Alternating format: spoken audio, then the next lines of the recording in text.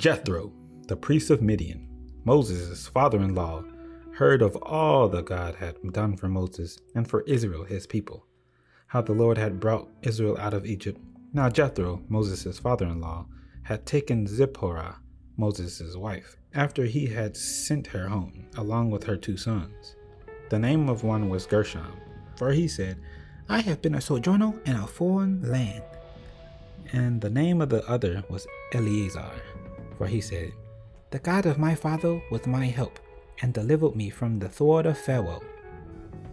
Jethro, Moses' father-in-law, came with his sons and his wife to Moses in the wilderness, where he was encamped at the mountain of God. And when he sent word to Moses, "I, your father-in-law Jethro, am coming to you with your wife and her 2 sons with her," Moses went out to meet his father-in-law and bowed to him and kissed him. And they asked each other of their welfare and went into the tent.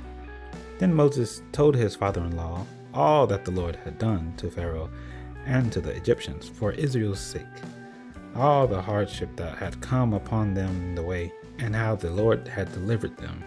And Jethro rejoiced for all the good that the Lord had done to Israel, in that he had delivered them out of the land of the Egyptians.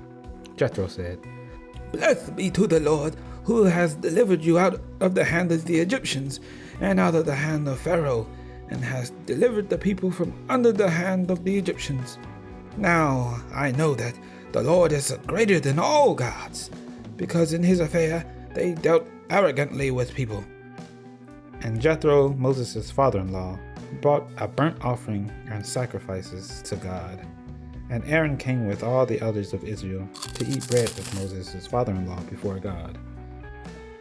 The next day, Moses sat to judge the people, and the people stood around Moses from morning till evening. When Moses' father-in-law saw all that he was doing for the people, he said, "What is this you are doing for the people? Why do you sit alone, and all the people standing around you from morning till evening?" And Moses said to his father-in-law, "Because the people come to me to inquire of God.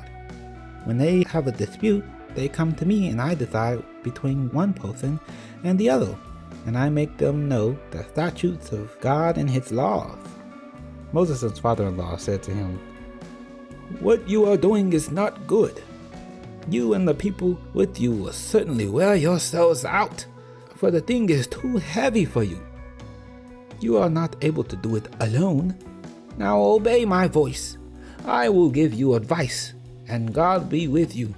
You shall represent the people before God and bring their cases to God. And you shall warn them about the statutes and the laws and make them know the way in which they must walk and what they must do.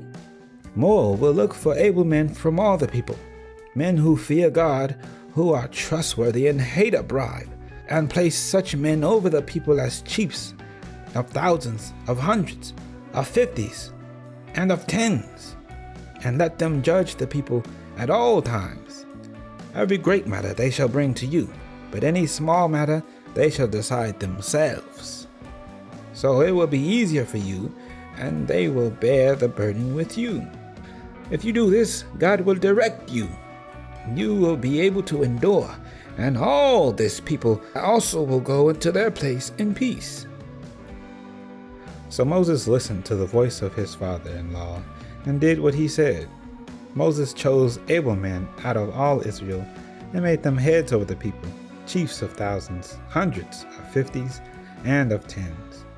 And they judged the people at all times. Any hard case they brought to Moses, but any small matter they decided themselves. Then Moses let his father-in-law depart, and he went away to his own country.